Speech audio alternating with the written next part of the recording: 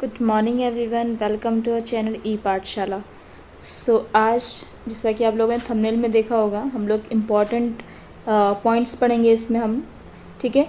और ये जो पीडीएफ है ये भी ऑफिशियल वेबसाइट से ही निकाला है मैंने। इसमें हमको बहुत सारे अधिनियम, उनके ईयर, ठीक है, प्लस में महिला एवं बाल विकास विभाग के अंतर्गत जितने भी आपको क्या बोल सकते हैं पुरस्कार वगैरह वितरित किए जाते हैं, वो सब कुछ इन लोगों ने अपने इस मैनुअल में लिखा गया है। ठीक है। एक एक करके हम लोग पढ़ते हैं। चूँकि इसमें 108 पेज हैं तो 108 पेज को हम लोग नहीं पढ़ेंगे। इसमें मैंने जो मेन पॉइंट है जो एग्ज़ाम पॉइंट ऑफ व्यू से थोड़ा सा ज़रूरी है तो उसको मैंने हाईलाइट कर दिया है, केवल उतना ही पढ़ेंगे हम लोग। राइट। तो विदाउट वेस्टिंग टाइम स्टार्ट करते हैं। सबसे पहले अपने को पता होना चाहिए कि सूचना का अधिकार अधिनियम, तो सूचना का अधिकार अधिनियम कब आया था? 2005 में आया था। ठीक है।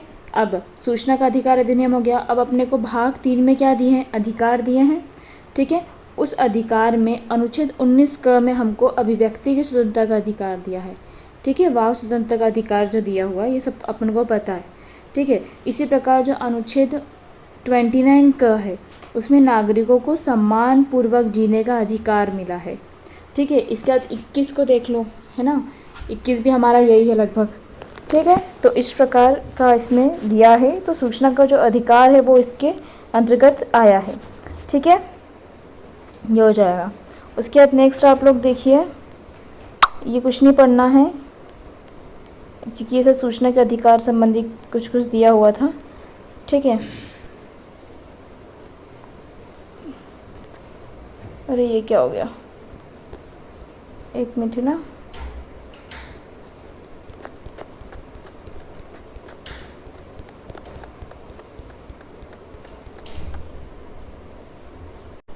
हाँ, इसके बाद देखो अपन को ये देखना है कि ICDS का फुल फॉर्म क्या है। तो एकीकृत बाल विकास सेवा योजना, ये क्या इसका फुल फॉर्म हो जाएगा।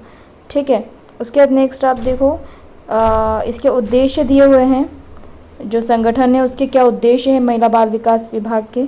ठीक है। तो इसके उद्देश्य देख लो। प्रदेश की गर्भवती धात्री महिलाओं तथा 0 से 6 वर्ष के बच्चों को स्वास्थ्य व पोषण सेवाएं प्रदान की जाती है।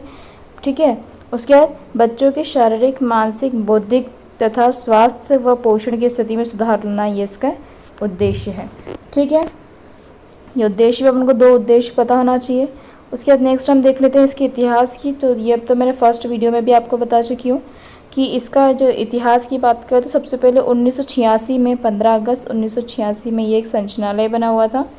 देन और जो योजनाएं वगैरह होती थी वो सभी आदिम जाति कल्याण विभाग के थ्रू चलाई जाती थी। उसके बाद 1988 में इसको पृथक करके एक पृथक विभाग बना दिया गया, महिला एवं बाल विकास विभाग के नाम गठन किया गया। ठीक है। और वर्ष 2012 से विभाग के अंतर्गत 2 संचालय, कौन कौन से संचालय? एक एकीकृत बाल विकास सेवा संचालय और महिला सशक्तिकरण संचालय, इनका गठन किया गया है। क्या? 2012 में। कब किया गया है? 2012 में। ठीक है। पेन कॉपी निकाल के रखा करो जब आप वीडियो सुनो। ठीक है। तो वर्ष 2018 में पुनः दोनों संचालयों का एकीकरण कर महिला एवं बाल विकास विभाग का गठन कर दिया गया है। अब दोनों को मिला के सिर्फ उसमें विलय कर दिया गया है 2018 में, महिला एवं बाल विकास में। क्लियर है? तो ये हो जाएगा हमारा। उसके बाद नेक्स्ट इसमें इम्पॉर्टेंट जो मुझे लग रहा था वो ये है। ठीक है। इसकी अगर हम बात करें, जो कर्मचारी के कर्तव्य वगैरह होते हैं, तो इसमें आयुक्त महिला बाल विकास महिला जो है, ये इसको रहने दो, मतलब इसमें ये चीज़ें होती हैं वो बताया था मैंने। ठीक है। ये कुछ क्वेश्चन नहीं आएगा इसमें से कुछ। ये पर्यवेक्षक की आप तैयारी कर रहे हैं तो पर्यवेक्षक के काम क्या होते हैं ये पता होना चाहिए अपने को। ठीक है। तो इसमें पर्यवेक्षक का काम क्या है? जो केंद्र होते हैं उनका निरीक्षण करना होता है। ठीक है। उसके बाद जो मासिक प्रगति हुई है, जो आपको ये देगी सहायिका जो प्रगति देती है, उसका आपको चेक करना है। ठीक है। तैयार करना है, रिपोर्ट तैयार करना है। उसके बाद जो भी बोल सकते हैं जो जिला की हो गई या फिर केंद्र की योजनाएं वगैरह होती है, उनकी अगर निर्देश दिया जाता है तो उनकी जो मीटिंग्स वगैरह होती है उसमें भाग लेने का अधिक जो है कर्तव्य भी किसका है? पर्यवेक्षक का होता है। ठीक है। मीटिंग वगैरह का अटेंड करने का काम किसका है? पर्यवेक्षक का होता है। ठीक है। तो ये होता है। और ये उनके क्या बोल सकते हैं क्रम है, ठीक है। सबसे पहले अगर क्रम की बात करें तो चौकीदार आता है वहाँ का, उसके बाद नौकर जो भी काम करने वाला होता है, वाहन चालक हो गया, उसके बाद सहायक वर्ग 3 होता है, फिर सहायक वर्ग 2 होता है, सहायक वर्ग 1 होता है, उसके बाद एक अधीक्षक होता है, उसके बाद पर्यवेक्षक होता है, ठीक है। और पर्यवेक्षक के बाद तो अपने अधिकारी आ गए हैं, सहायक सांख्यिकी अधिकारी होते हैं, ठीक है। तो ये पोस्ट लगभग सेकंड नंबर पे आ गई है ना। ये हो जाएगा अपना, इसमें से कुछ नहीं पढ़ना है आप लोगों को। फिर नेक्स्ट आपको देखना है, कहाँ किया होगा मैंने, ये कुछ भी नहीं है, दूरभाष वगैरह दिए है ये अथॉरिटी के, ठीक है। उसके बाद नेक्स्ट अपन देख सकते हैं, इसमें इनके वो भी दिए हुए थे जो पुरस्कार वगैरह दिए जाते हैं ना वो, ठीक है। इसमें आपको ये अधिनियम याद करना होगा कि महिलाओं का ओ माय गॉड,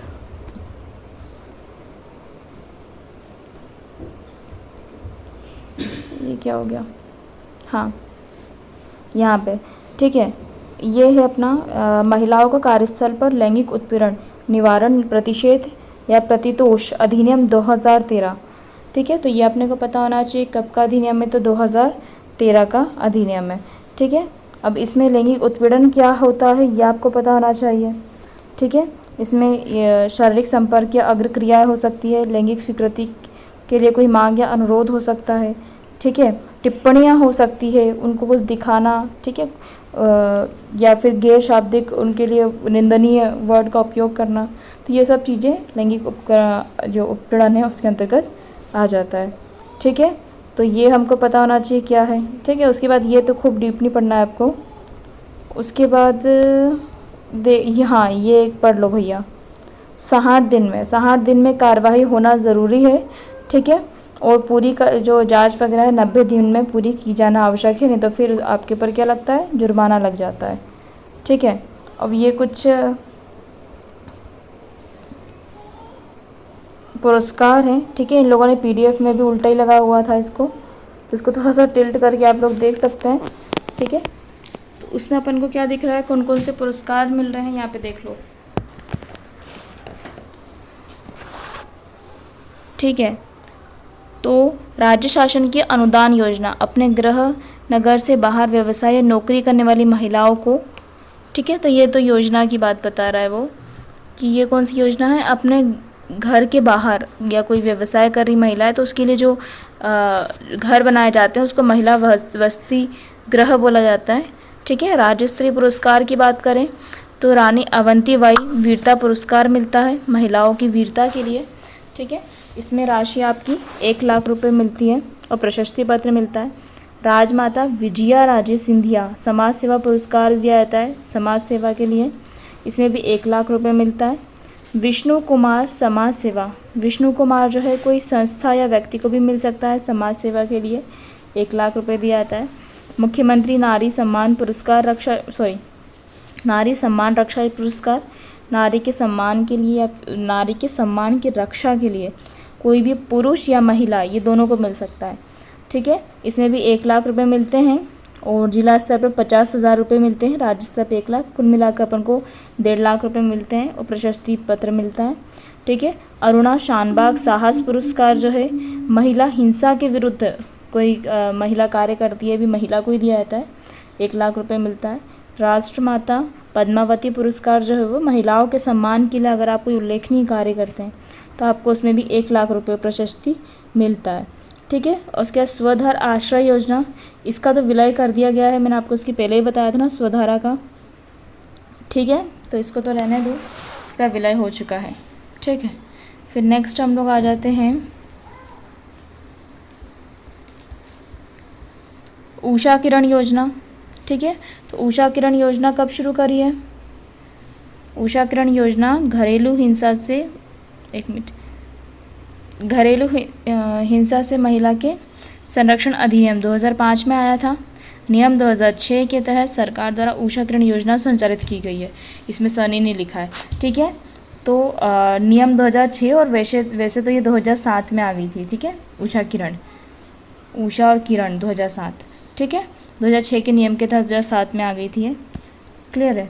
उसके बाद नेक्स्ट है वन स्टॉप सेंटर योजना जो है इसमें तब आपको इसके पहले ही बता चुकी हूँ, त्वरित की बात हुई थी ना, इसमें कोई भी महिला को एक ही स्थान पर चिकित्सीय सहायता भी, पुलिस सहायता भी, आपातकालीन सहायता भी, ठीक है। वन स्टॉप सेंटर आपको मैं सेकंड पार्ट जो है उसमें पूरा समझा चुकी हूँ, तो उसको एक बार देख लेना, ठीक है।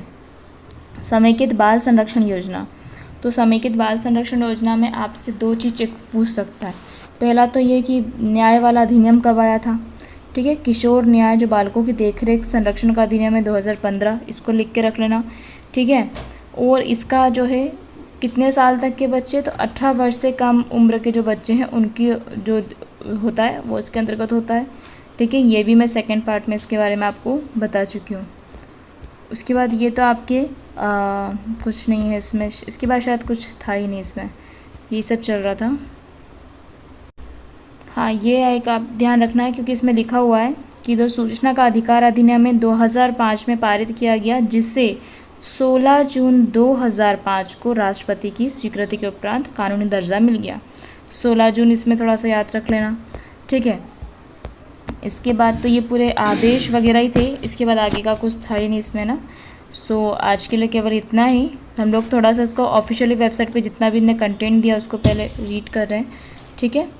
सो अगर इसमें कोई डाउट वगैरह हो या फिर PDF वगैरह आप कहाँ से लेना है मैं खुद बता दूंगी, क्योंकि इसमें इतना 108 पेज को पढ़ने से मतलब नहीं है, ठीक है। जितनी इन्फॉर्मेशन दी हुई है उतना एटलीस्ट हमको पता होना चाहिए, बिकॉज ये इस विभाग के अंतर्गत आता है। Thank you for watching my video. मिलते हैं नेक्स्ट वीडियो में।